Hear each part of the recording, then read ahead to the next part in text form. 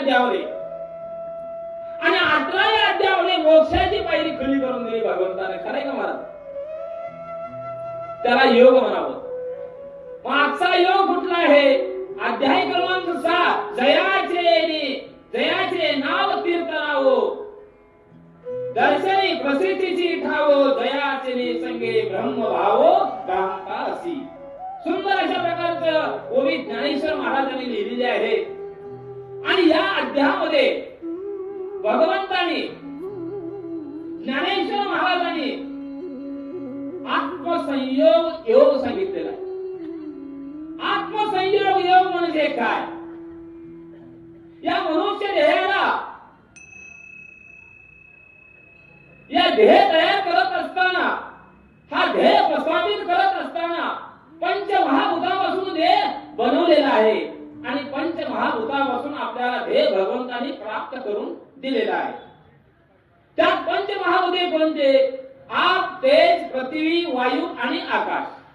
या पंचमहाभूतापासून आपला जड ध्येय या ठिकाणी प्राप्त झालेला आहे. आणि या देहाच्या ठिकाणी 4 ध्येय निर्माण केले भगवंतांनी. स्थूल देह, कारण देह, सूक्ष्म देह आणि महाकारण देह. अशी अवस्था मानवाला ठरवून भगवंतांनी दिले बरं का. मग या देहामध्ये आत्मसंयोग योग सांगितलेला आहे भगवंतांनी. आत्मसंयोग योग म्हणजे काय? या देहाच्या ठिकाणी असणारा जो अंतर्यामी संयोग आहे,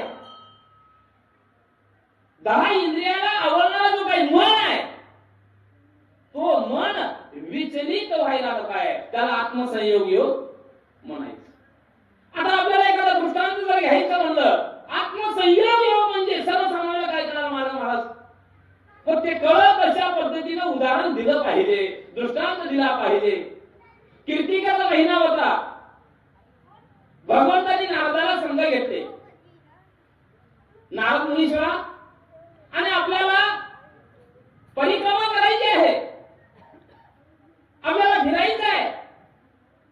नारदाने म्हणले, भगवंता तुमचं काम ऐकून जर कुणाचं ऐकावं, येतो म्हणले महाराज.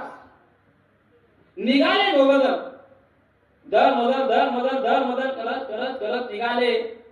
भगवंताला तहान लागली आणि तहान लागल्यानंतर नारदाला बोलावून घेतलं. अरे मुनीश्वरा, हे नारदा, मला खूप अशा प्रकारची तहान लागलेली आहे. आता मला पाणी पिल्याशिवाय पुढचा मार्ग कटणार नाही. काही केलं पाहिजे.